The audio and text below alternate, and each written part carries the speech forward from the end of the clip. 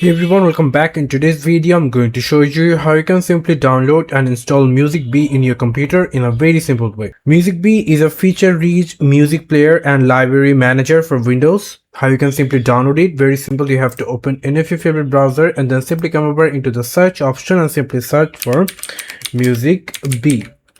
And then if you click on MusicBee, and then you're going to get the first website, click on that.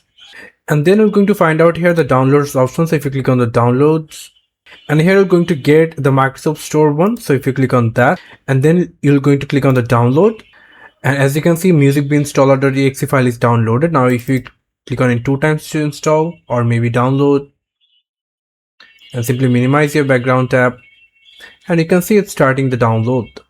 And now you can see that it's opening MusicBee. So if you now close it and click on close everything, and as you can see, your MusicBee is rightly open in your computer. Now you can simply add your musics, and now you can simply playing them. You can create playlist and the music explorer options and lots of things.